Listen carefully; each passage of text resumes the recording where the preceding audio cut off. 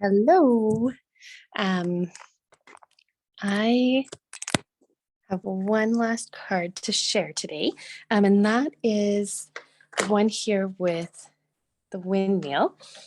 This one is really cute, I think, and I did it with the Forever Tulips Designer Series paper. I think that's what it's called. Trying to remember all the names, as well as using the new Windmill die set.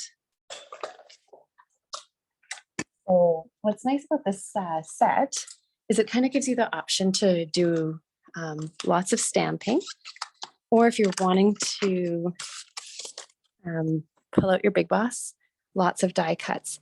And the die cuts here are really cute. There's a bicycle, all the pieces for the windmill, little fences, clouds, even some extra tulips to go in the field. And there's some also that coordinate really well with the stamp. So for example, an extra tree. And I really like too that there's multiple fences. So you can cut out lots at once just to make that die cut a little bit faster. Okay, so this is what we're going to be doing with the it's like the last little video I have planned for today. So first I folded my chocolate espresso brown in half.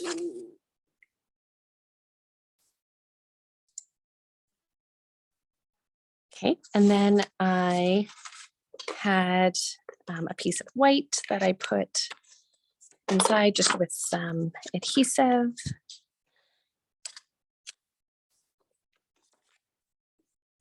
And then to make my sky and background, I used a piece of Pool Party. So for that, that was cut to 4 inches by 5 1/4. I should say that this is a regular A2 sized card. So it's just a piece of cardstock cut in half. So the size is 5 1/2 by 8 1/2. When it's folded, the finished card size is 4 1/4 by 5 1/2. Okay, so I have the Pool Party adhered to the front. Then I cut the Tulip Designer Series paper to 4 inches by 1 1/2 tall.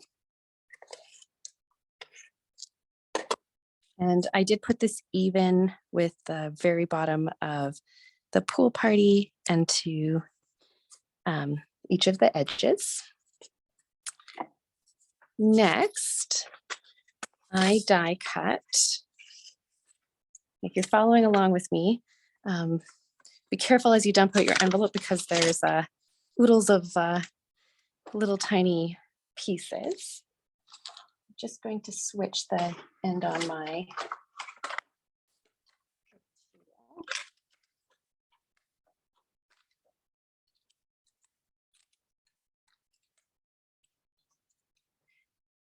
So I cut out, there's these little double fences. I actually think it's nice that they're already kind of adhered together.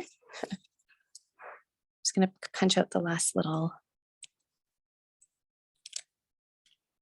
bits, and then I'm gonna grab my Tombow glue.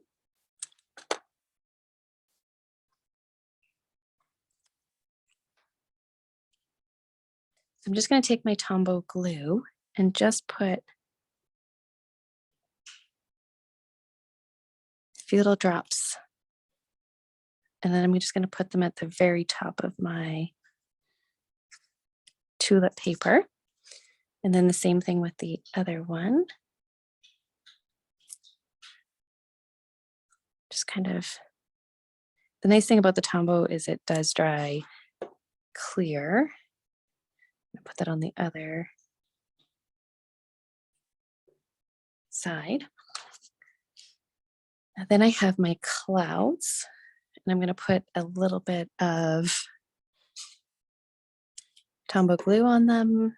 I kind of stuck one on the top left-hand side. If you want to save your clouds for the end when you know exactly where your windmill is going, that you can totally do that. But I've done a couple of these samples up now, so I feel pretty confident. So kind of top left, bottom right-ish.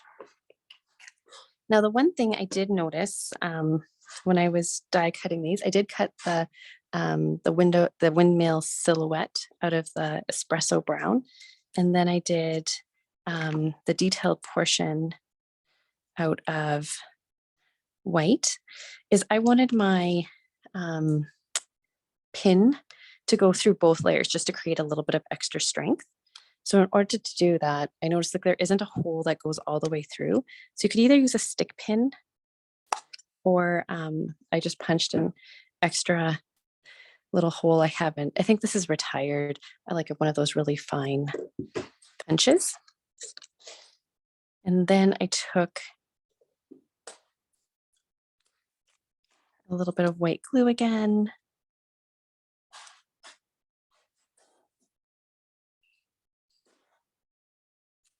I kind of just put it on the big portions there. Got a little bit of too much glue on the one corner, so I'll scrape a little bit off there. Okay, and then I just stuck that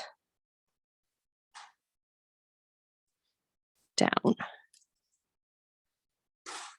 Okay, now you're probably looking in there and you probably see a couple of these brown dots, like reinforcements, like from when we used to use reinforcements for paper at school. So these are actually from the tailor-made die set. So these tailor makes, they have these like little circles in there, and they're meant to be that you could create extra reinforcements just to create extra pizzazz to your dies, to your tags. But when I was doing this, I kind of felt that this looked kind of precarious. So what I actually did was I added, so there's a front, you can kind of see that there's a front and a back side. So on the back side, I took and put a little bit of Tombow glue, and these reinforcements are exactly the right size. So then I added one, and then I added a little bit more glue.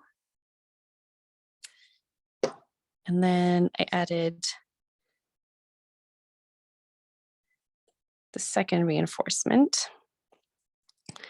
And I think this did two things. One, it created more strength so that when it spins, it's just not going to break off. And then the second part too is it creates a little bit of depth so that then I don't even know what you call it, the windmill arms don't catch. So I did that first, and then I'm just going to like finish punching out all the little die cut bits. Sorry for any of the background noise. I have a little somebody with me this afternoon. He's kind of playing Lego here at my feet. He's building a race car. We've had a busy week, and I feel I've been trying to play catch up.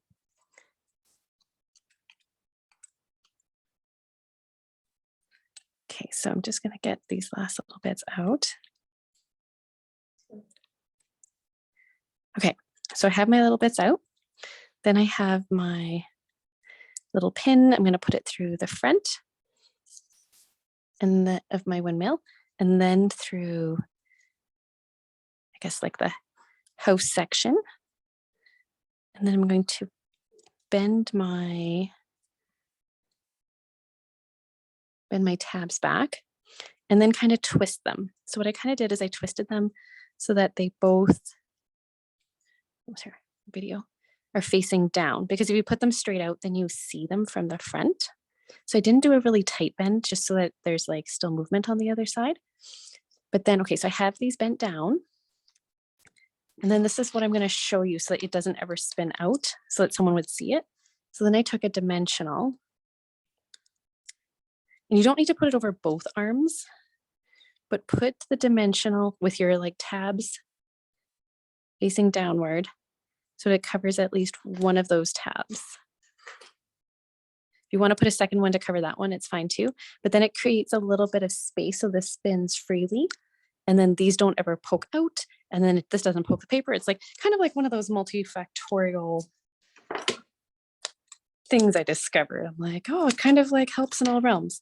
So just in my case, I'm going to take and put a second second dimensional over that other pokey end, take off the back, and then I'm just going to put a couple of dimensionals on the bottom to even it out. So you need to have dimensionals at the top covering those sticky bits, cut them to fit, and then dimensionals at the bottom. Flip it over, and then it sticks right between your fences. It kind of covers the tops of the fences just a tad. And there you go. So that spins. And then last but not least, need sentiment. Mine, I think this could be a card that you use for all kinds of things. Congratulations, happy birthday, just because. You could even make the argument that you could probably use it for sympathy, especially if you had someone. So old punch. If you don't have this punch, you could, our new, that one that has like the little corner tabs, use that on either end. But I just stamped a really small happy birthday. If you don't have that, just take scissors, clip the ends. And I'm just going to pop that kind of in my field of flowers. And I kind of used a really small sentiment for this one because I didn't want to cover up. The pretty designer series paper. So you know how when you cut several cards out of a piece of paper, you're left with like a skinny strip? This is the skinny strip that's cut. So what I'm saying is if you take my blue pool party that I cut at 4 inches and 4 inches, then there's that last 1/4 of an inch that's, no, 4, 8, 1/2 inch that's left. And this is that 1/2 inch. So then I'm just using that 1/2 inch. You can just trim the corners or use a punch that you have or a die to make it skinny. And then I stamped happy birthday on that. And then last not but least, I have these really beautiful brass butterflies that are in the catalog. And I just added a couple of them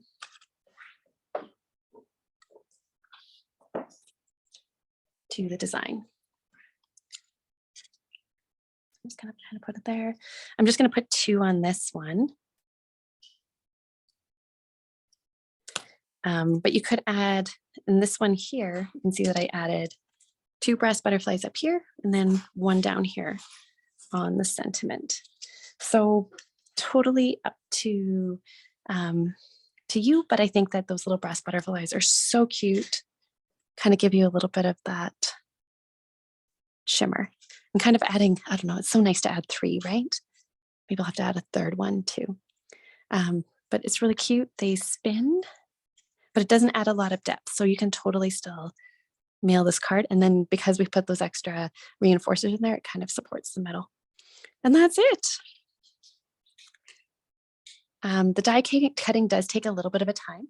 And I did find with this one that you needed to kind of roll the dies through and back just to get a really clean cut through them. But they actually worked really well once I figured out to do that. Hope you enjoyed the windmill set. Have a great rest of the day.